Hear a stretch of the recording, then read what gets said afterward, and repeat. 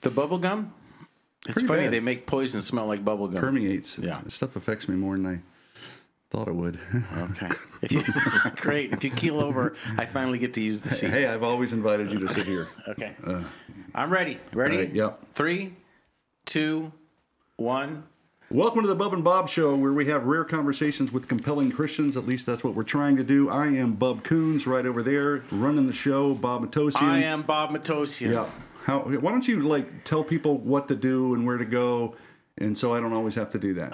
Say, hey, support us. Go to storybrothers.org. Hey, I'm just the guy behind the curtain, man. Gosh. I don't have to do that stuff. Because you don't know it, do you? If you were out in public and someone said, "How do I support you?" You don't know where to send them, do you? No, I don't. I do. Yes. Storybrothers.org Yes. is our site, and that's where you can find out all about us and what we're doing and why we're doing it. Yep. And as I've told everyone before, Bub's mom is the biggest giver that we have. She is. And, what did I call her on the show? Mother giver. Yeah, I got in trouble for that. Yeah, such a mother we had giver. to bleep that out. No, we didn't. It's perfectly appropriate. No, this is a labor of love. Bub and I have been working together for, 25 years. Yeah. Yeah. And we love telling stories and painting pictures of the gospel, the things that are important. So this is what we have decided to throw ourselves into in this season of life, and we're inviting people on the show who are like-minded and love the Lord, and we believe that their stories can ring true in people's lives and help change their lives, and that we're talking about things that are important. That's really good. So you should do it more often. And follow us on Instagram at Bub and Bob Show, all one thing. Because then they get really good clips and they get to see cool stuff that they don't have to watch an hour show. They just get those. Wow. Really. Where do I give? What's the address? Storybrothers.org. Okay. Donate. The Thanks donate button. Thanks for asking. Where's the button? Point to the button. Yeah, well, I can't because I'm not going to get it right on the thing. I won't put the website up. Great. Right. So can I do this? No. Oh, no, go we're ahead. still taking. Yeah. Our first guest is the president and founder of Maven. That's M-A-V-E-N. He's also the co-author of A Practical Guide to Culture and A Student Guide to Culture. Let me tell you something about this guy. He's a great speaker and a fabulous communicator. If you're a leader of a church or especially a youth group, you should have this guy come in and talk. You will not be disappointed. This is the persistent and pragmatic and passionate Brett Kunkle. Wow. Hey, could you keep talking Can more about that? Hey, keep going, you were knighted with the 3 Ps. I just threw those out. I just realized I had some alliteration. Do you want me to add some P's in there? No, I just, you get 3, and then that's the blessing of the Bub and Bob Show. Okay. Yeah. Okay. So now do the letter D. I can't. Dominating and dominating. There we go. Docile and no. See, I can't do it on the spot. Love to know about how you came to Christ and a little bit of your story, and then we're going to get into to some of these things, which I think are incredible resources especially for today. So, what's your story? How did you become a believer, and how'd you grow up? I think kind of starts with my parents. My dad grew up in a Lutheran home, so a religious home, but he never was a believer. Okay. My mom actually grew up in Vietnam. My mom's Vietnamese. My dad's a white dude. Okay. And is that politically correct to say? That's what he is. I mean, you can disparage white people. We are in today's culture. White and dude go away. That's fine. Yeah. So my dad actually went over to Vietnam. He was there during the war doing government work. Met my mom. She was culturally Buddhist. They ended up getting married, moving back to the States, but were unbelievers, and they had good old Southern Baptist neighbors behind them back on the East Coast who just were passionate about evangelism, just constantly witnessed to my mom and dad. They got saved when I was 10 months old. So grew up in the church. They were on fire. So grew up in the church, and we were committed. I was at every Sunday morning service, every Sunday school, every kids program. When I got into junior high and high school, I was like that kid. Church was second home and all that stuff. Exactly. In fact, was a leader in my youth ministry. Okay. It was actually when I was in first grade. No, actually, I think before first grade. When I was 5 years old, just growing up in a Christian home, my parents were always talking about the gospel. And I remember being in my dad's office, and he was taking me through a cartoon track that just explained the simple gospel. And there in his office at 5 years old, I put my trust in Jesus. Wow. And was baptized when I was 6. And Wow, after a life of debauchery. Yeah. After 5 years. I mean, I had been in sinful, gangs for 10 months, and it's one of those. I mean, I think in a very different way, it is a story of God's beautiful grace as well. There's a lot of grace in the fact that I was blessed by growing up in a healthy, wonderful home where I came to faith at a very young age. I was a church kid. Yeah. I grew up in the church. It was my junior year in high school.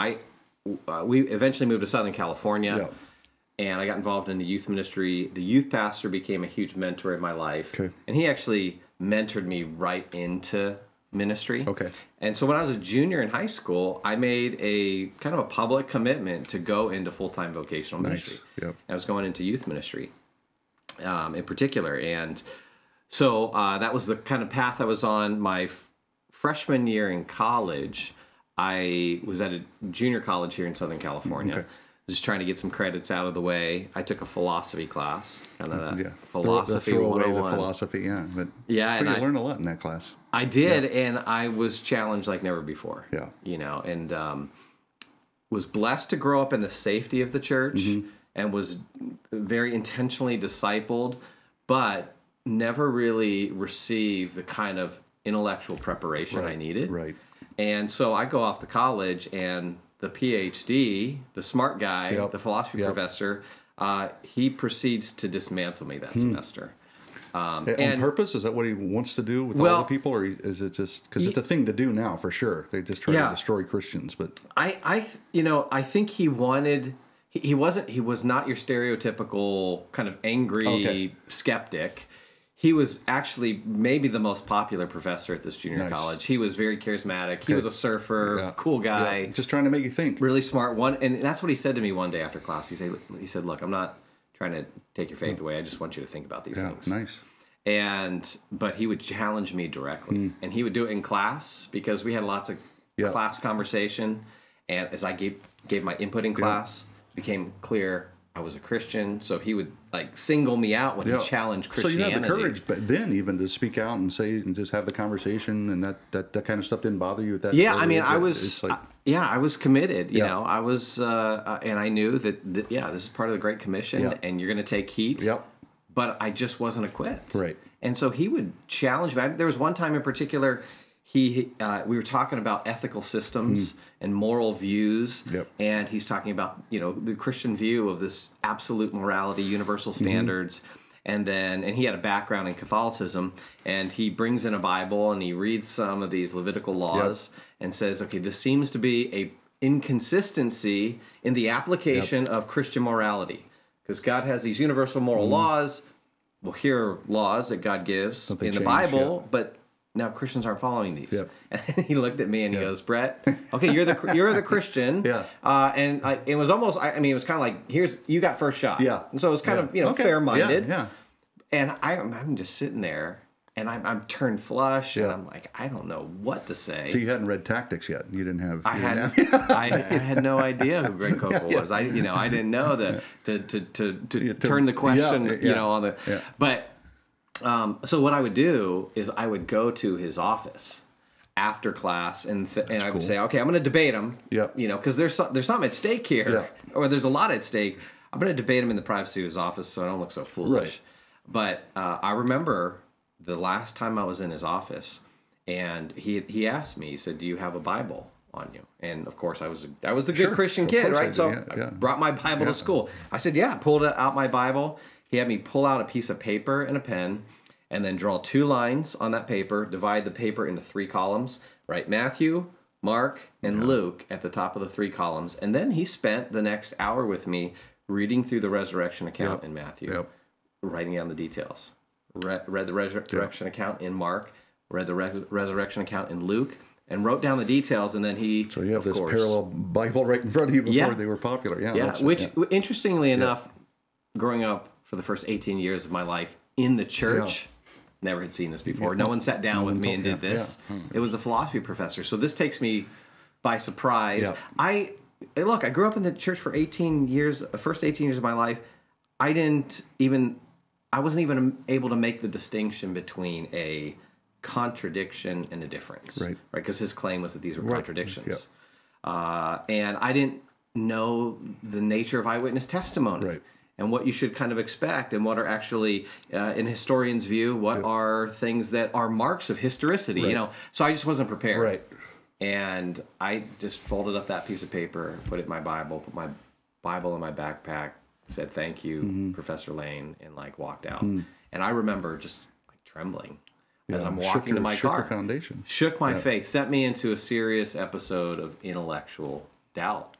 And I thought, okay, if he's right, and again, there's another aspect. I didn't realize that, you know, even if the skeptic shows that the Bible has some errors in it, it doesn't throw Christianity out the door. Why do people think that? But see, this is none of that clear kind of thinking. Right. I had no apologetics. If there's one error, it's not God. It's not God. Then why read it? I mean, that's how black and white they can be, and especially if we're not prepared to answer those things.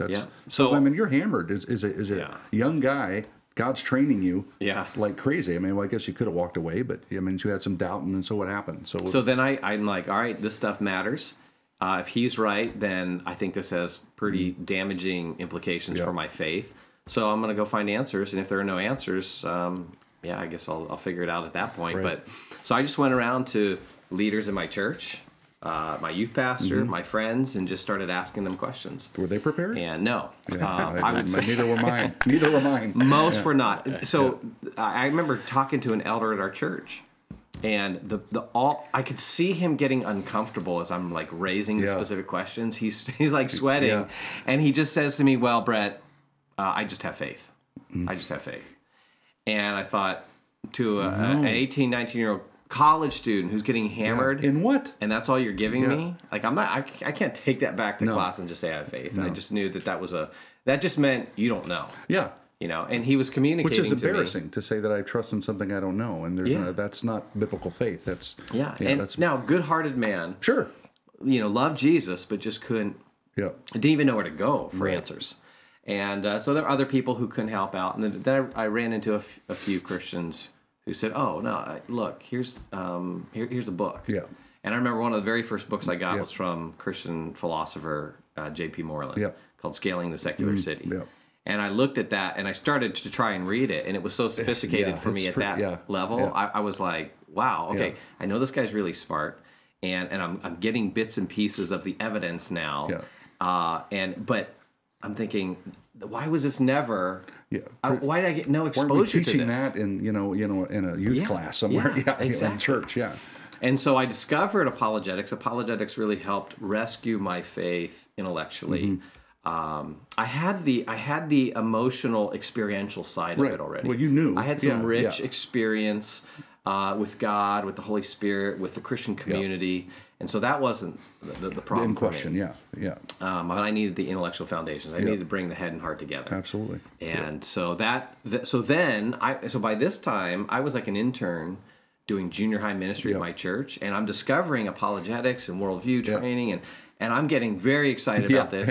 And then I'm thinking, wait a second, these junior hires are going to be in my position in 4 to 5 years. Absolutely. And if we don't start equipping them, it's going to be the same kind of thing, but they may walk away. And so that gave me a real passion for equipping the next generation. Is that where your heart's kind of always been in the next generation and stuff? Yeah. I love working with young people. They're they're not oftentimes they're not as jaded as the old folks. Right. Still fresh and still there's still a hopefulness, and a wonder, a love of maybe learning, not a pessimism.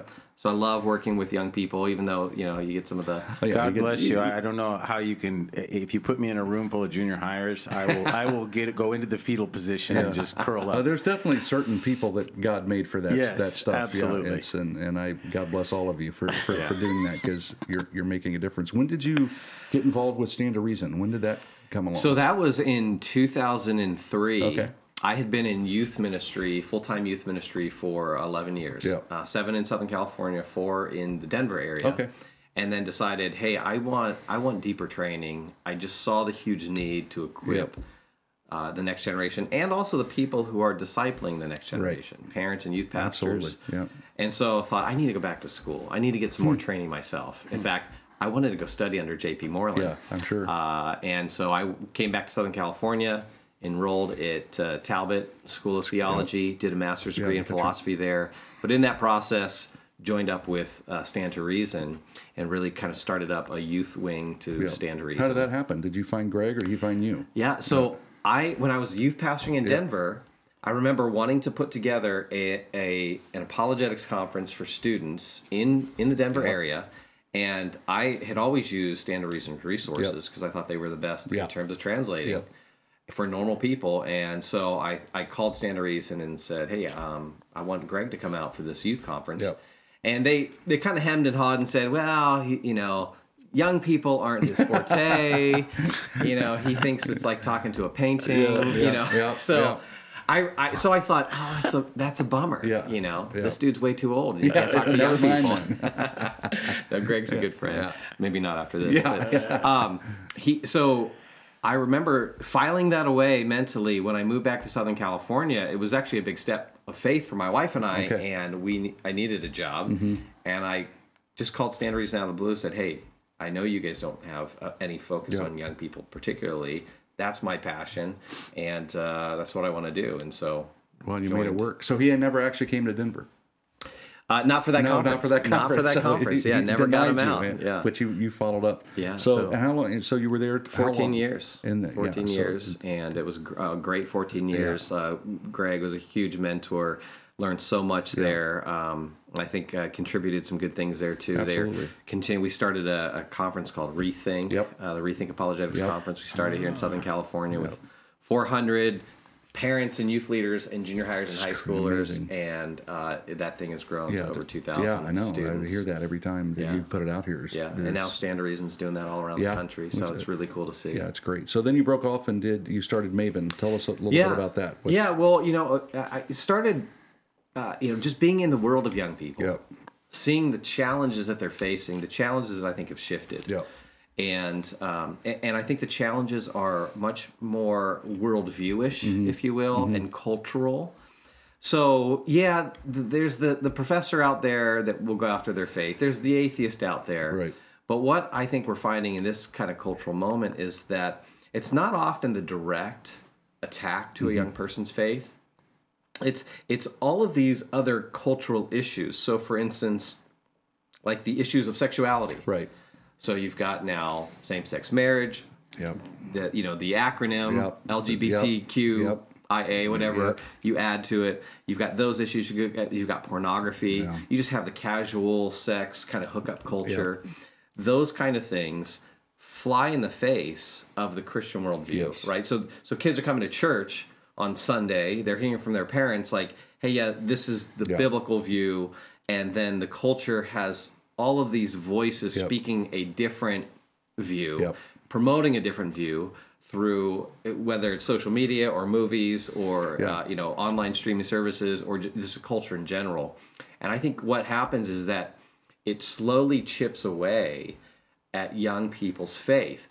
And the way it does it is by presenting an alternate view, a view of the good life or a view of what's right and wrong, an alternate view that makes this other view, the Christian view, the biblical view, seem less and less plausible. Right. It's like, so it's not even a direct attack on it. It's so much, so many so voices. antiquated, so out of date. I mean, Exactly. Come on, who does that? When this stuff, because the stories that these people craft too, which is the brilliance, the sad brilliance of art, is they lure you into plots and then give you characters you like and then make them something that are not biblical. And then we're like, but I like that guy. And then it plays on young minds for sure. That's right. You wrap a worldview, you wrap ideas in a narrative and present it in compelling ways.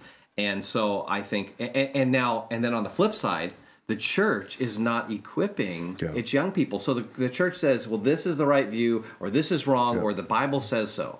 And that's all that we give our young people. And so there's no justification. There's no reason why. There's no evidence behind it. And then so it becomes less and less coherent. It makes less and less sense.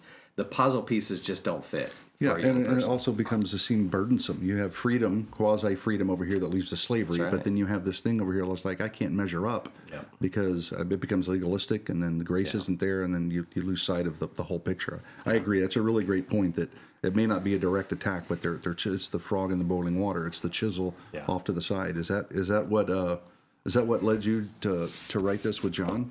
Yeah. Is that? I mean. Yeah. So John's a good friend. Yeah. He's president of the Colson Center. We both have a passion for this stuff, and so he and I talked and said, let's put something together for parents, for the adults who are discipling the next generation. Yeah. And so that motivated us to write that book. Yeah. And so we deal, and now often, I mean, we're very purposeful in the structure of the book, because I think often in dealing with these issues, we'll run to that issue specifically and deal with that issue, but we do so in a way that's isolated from the larger picture or the larger Christian worldview. And so it's not as helpful. And so we just kind of deal with the issue of sexuality, or deal with homosexuality, or whatever.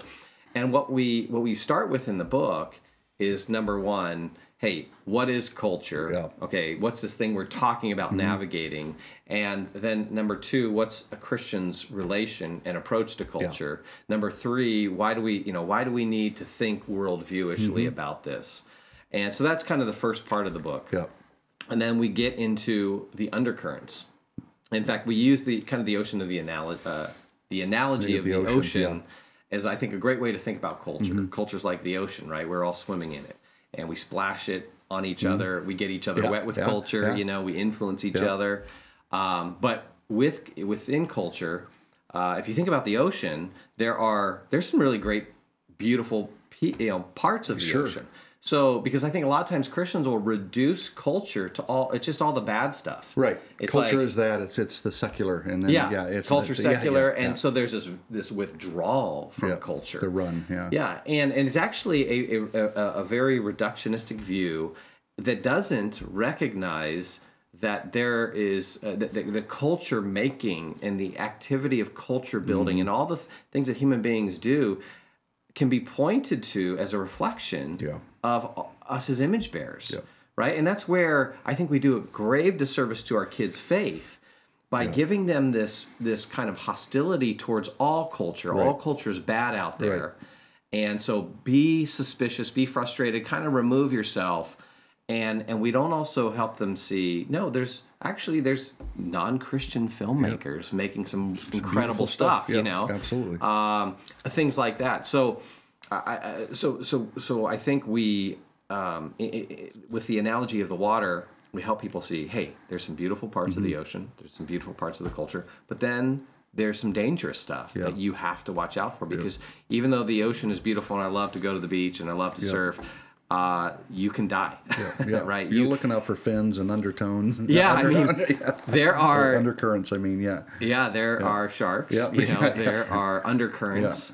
And I've been out, surfing out here, and I've seen young people, old people, all kinds of people who get caught in an undercurrent. Those are scary things. Talk more about sharks. Bub hates sharks. I love sharks and know everything about them, but I don't swim in the ocean. He's not been in the water since Jaws. Since Jaws. Yeah. Since Jaws. Seriously. 77. This is his Achilles heel right here. So talk more about the shark. Sharks are our friends. That's Finding Nemo. Let's talk about your irrational fear here, Bob. It's very irrational. Here's what's rational about it. I stay out of the water. But so there are all these things that you have to be careful of. And so that's part two of the book, is we call it the undercurrents of culture. And so things that aren't as visible. So like we're in the age of information. Yeah. How does that shape our kids? How is it detrimental to their faith? How is it maybe helpful to their faith? There's the idea of technology, and a chapter entitled "Alone Together," which comes from the title of a book by Sherry Turkle on technology and what it does to us, how it shapes us, how it cuts us off from each other. So these are like undercurrents that aren't quite as visible, but are powerful influencers, in shaping us in different ways. And then we talk about, in the third part of the book, the waves. Yeah. These are things that are more visible. Yeah. These are the LGBT issues. So we talk about gender identity. We talk about those things. Drug abuse and substance abuse from young people, consumerism, racial tension, that kind of stuff. Those are the powerful waves that we have to navigate that pound our young people. And then the fourth part is, hey, okay, what are the tools we need? Like if you're going to surf, you need some good equipment. And so what's shark repellent? You need a shark repellent. That doesn't work. No, that doesn't. That's why I still don't know the one. So you need, number one, the scriptures. And so we got 2 chapters on the scriptures. Looking at the authority of Scripture, looking how to interpret it correctly, then looking at navigating a world where there's a pluralistic views, all kinds of different views out there. How do you navigate that? And so that's kind of the outline of the book, really to try and help moms and dads, grandparents. Like we've had a lot of grandparents. I can imagine. Who are very interested in this now. Youth pastors, trying to equip them to equip their kids, and frankly. It's a very personal book because I've got 5 reasons why I wanted to write this. Alexis, Micah, Paige, Ella, Jonah, right? It's my 5 kids. Those are the ones I'm primarily responsible to help navigate the culture. Which is wonderful. There was the phrase that used to be really popular, technology is neutral. This whole concept, that's really misleading. It's really not, right? I mean, morally, can you use a phone for good or can you use a phone for bad? Sure, but the actual the advertising guy Marshall McLuhan said the medium is the message, right? And it's and I heard, was it you I heard talking about with John Dyer? I did you're talking about with the shovel. With Dyer, Do you remember? Can you go through that? Because I thought that was a great. He used the shovel. Right, to go, you can use it to knock someone over the head. I'm trying to remember the analogy he used. I have my own analogy. Okay, use yours. I'll use his because I think I remember it. But let's compare analogies. So this is where I think it's a huge insight for folks is that when it comes to technology, and of course, oftentimes we talk about technology, we're thinking in terms of digital technology. But technology are just kind of the tools that we make. Things, and these things are not neutral. If you think about the idea of neutral, like if you have a car, a car is either in drive or it's in reverse, so it's moving, or there's the option of putting it neutral and you stand still. Well, technology doesn't have that gear. Right. It's always moving in a direction. So, for instance, let's just compare the way that we generally used to watch movies to how we watch it today, and you'll see that the medium is not neutral. So, for instance, we would go, gather some friends up, go with family. You go to a public location, right? Drive to a public location. We call it the movie theater. Go to the movie theater. You go in with other people. There's just your immediate friend group, but then there's other people there. So it's a gathering, a public gathering.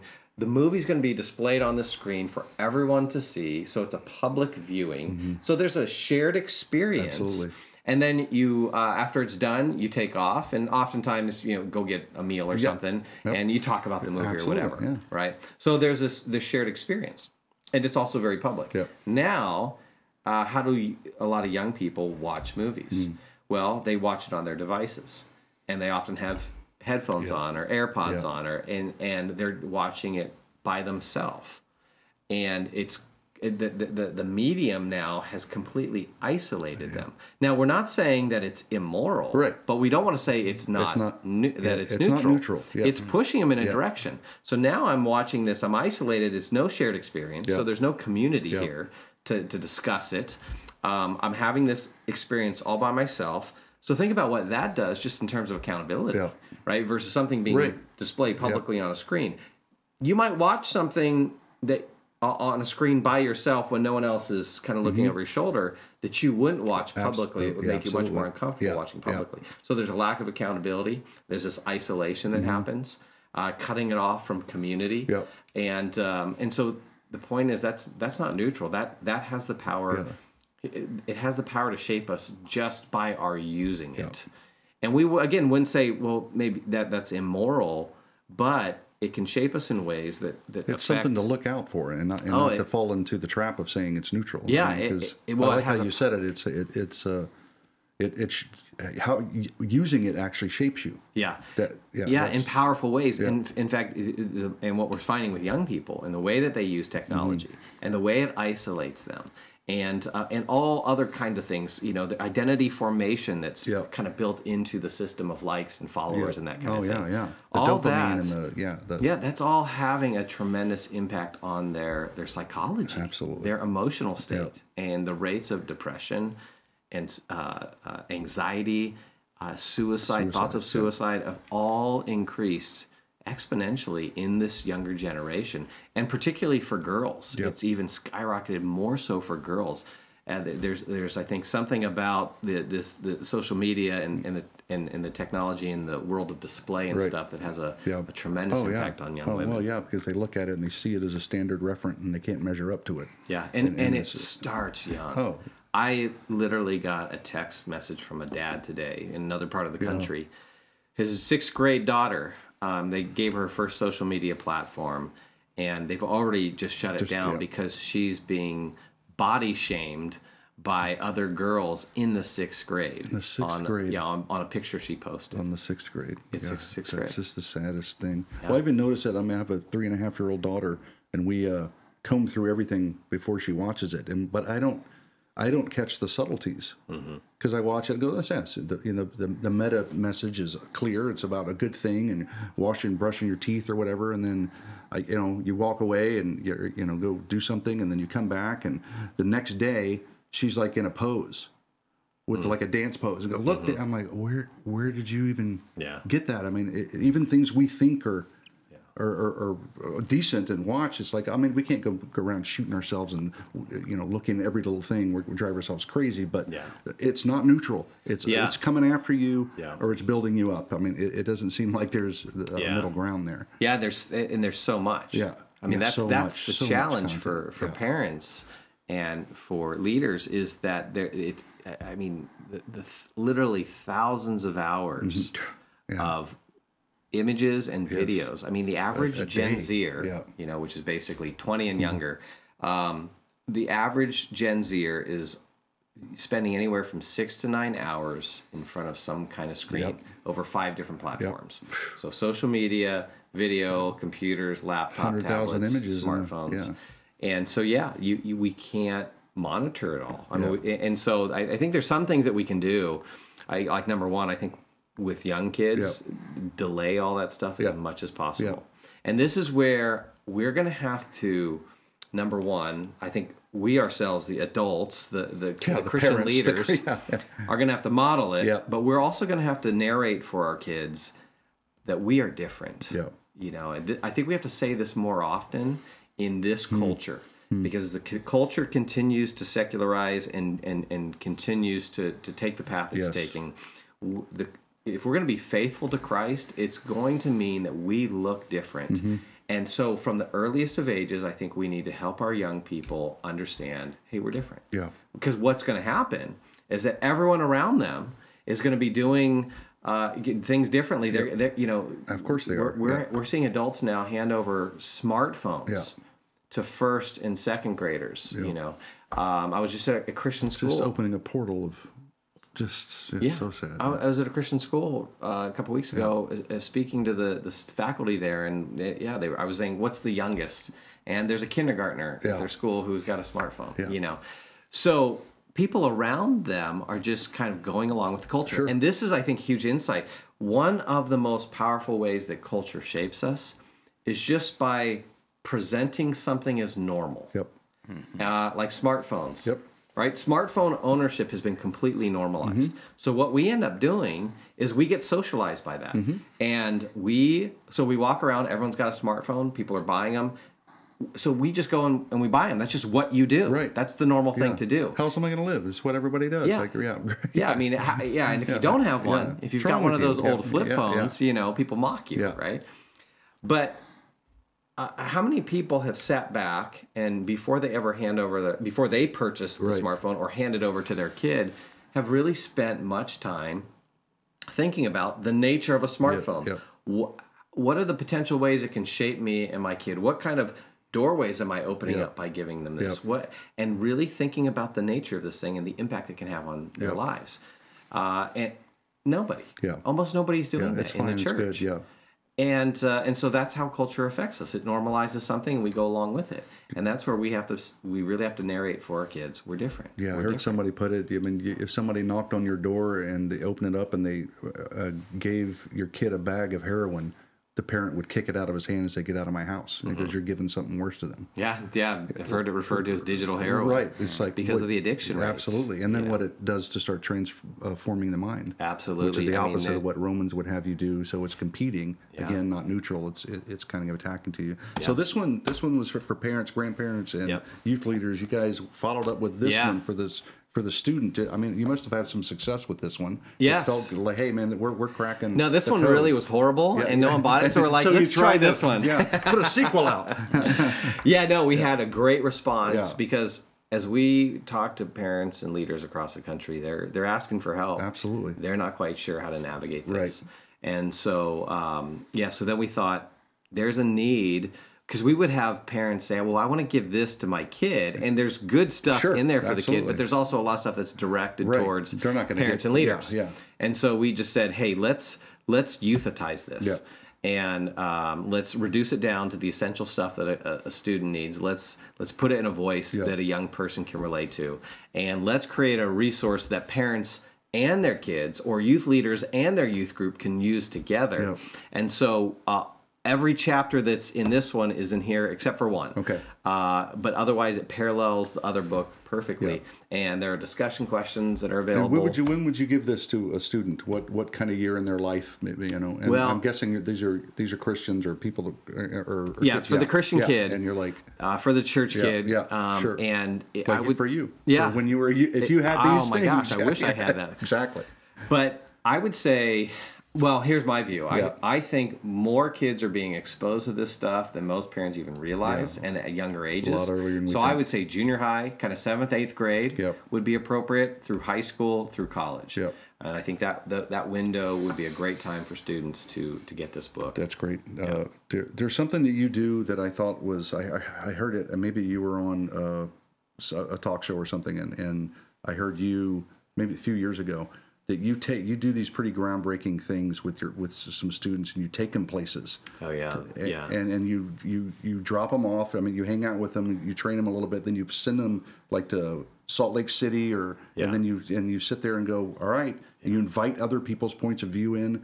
And what a great training ground! How did you come up with that? Yeah, well, they're called Immersive Experiences. Okay. And I was doing them all at Stand to Reason, and then when we started Maven, we've now created a whole program of Immersive Experiences.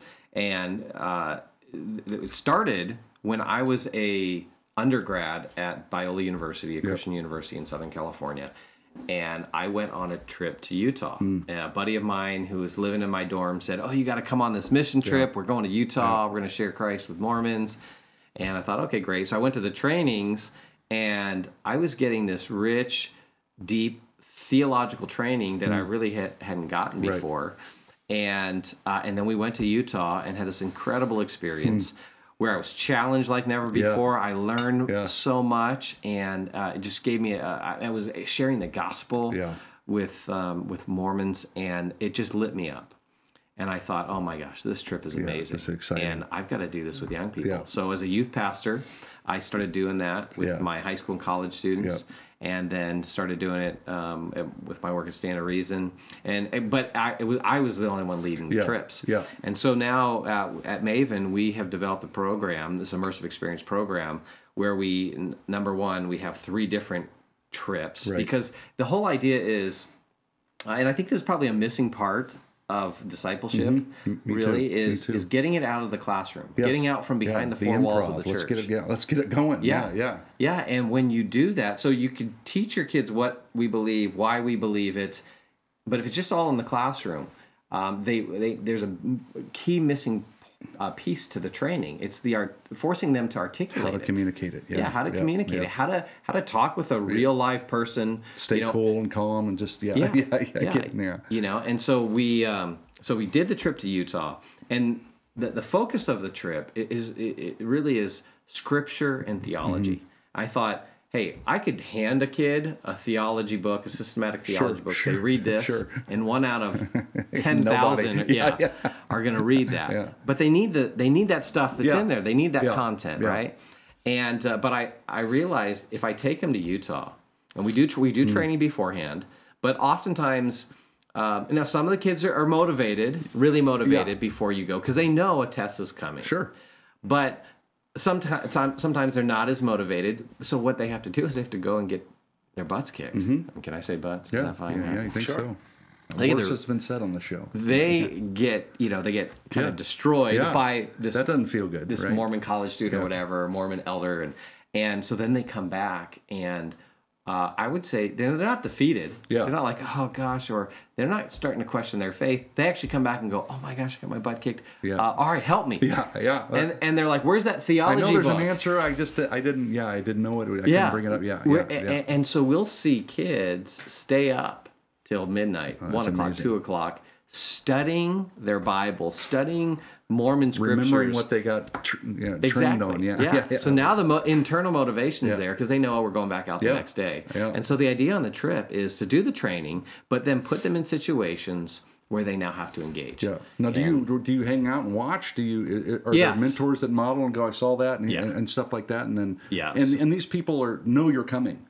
Do they know you're coming, or is it? Well, sometimes they do, sometimes they don't. Okay.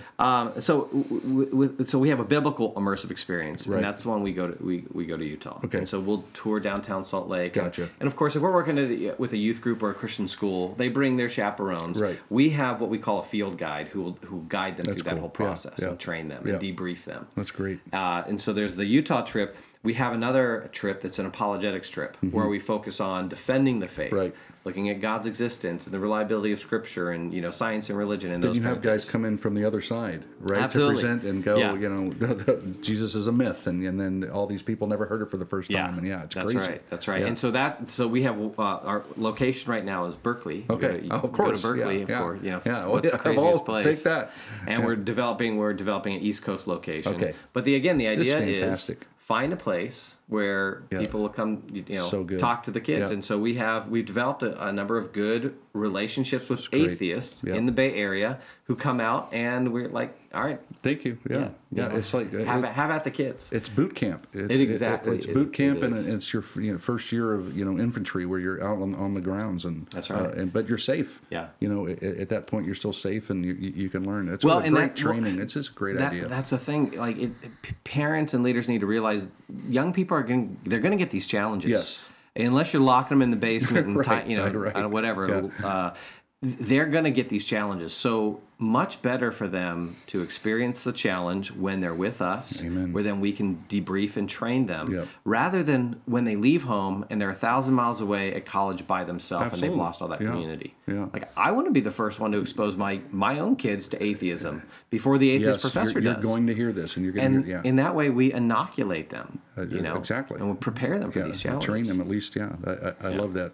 Switching gears here, I'm going to ask you some fast questions, just so people can go. I can identify with this guy or not. How long can my answers be? Short as you want them to be. Okay. But if you can give me a why, sometimes. So if you had an hour to spend with someone, excluding Jesus, past or present, who would it be?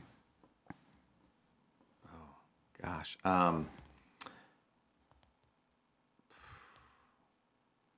Man, I think past or present, I think it'd be J.P. Moreland. He's alive. Number one. He's a huge influence and mentor to me. Plus, he likes to smoke cigars. Yeah, and so we have a cigar together. Us too. So. We're Christians. Are we supposed to smoke cigars? Well, if God said not to, I wouldn't. Exactly. I've got a whole biblical case why we should smoke cigars. Okay, good. See the guests just get better and better. If you look over Bub's shoulder, there's 3 boxes of Padron sitting there. What?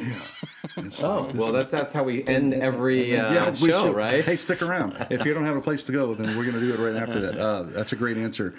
Who's your favorite rock band musician? Oh, man. Gosh, I don't know if I have a favorite band. Who have I been listening to lately? I have to pull out my phone. I pick out songs. I mean, there's some bands I like. But you grew up with something and listened to some. Yeah, well, growing up, what I grew up with, My first cassette tape was U2 Joshua Tree. Okay, so wow. And so, yeah, love U2. Yeah.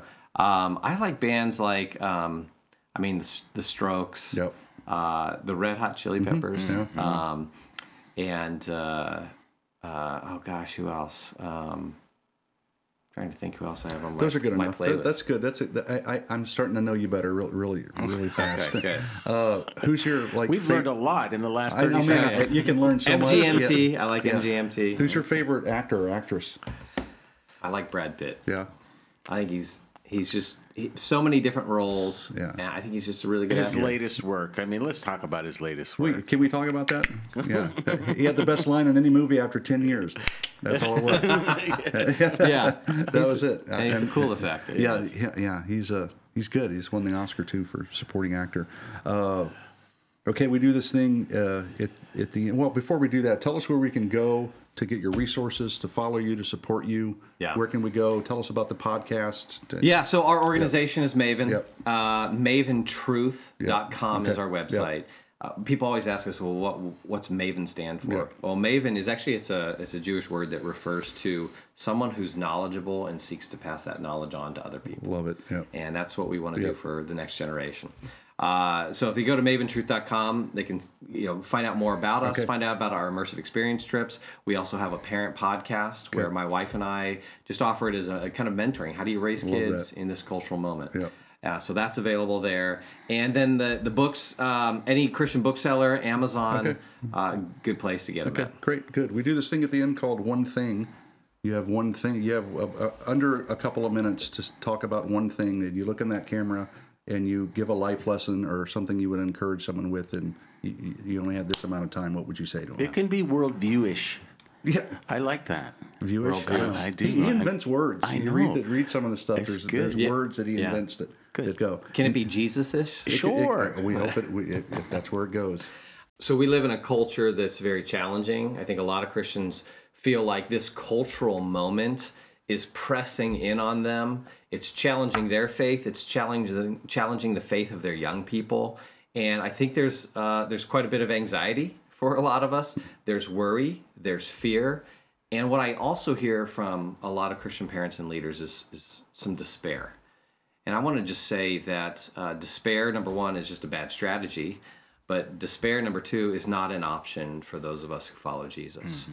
Because Jesus rose from the dead 2,000 years ago, and no cultural challenge that we face, whether it's LGBTQ issues, whether it is drug abuse, whether it's anxiety, whether it's social media technology, none of those things has the power to put the risen Jesus back in the grave. Mm. And so our only option as followers of Jesus is hope. We move forward in any culture, in the face of any challenge, with hope that the power of the risen Jesus can overcome anything. And so we, of all people, in the discipleship of our young people and in our cultural engagement, should be the most hopeful people of all. Love it. Thanks for being on the Bub and Bob Show, my friend. Thanks for having me. We'll see you guys next time. Bobby? Fantastic. Thanks, Brett.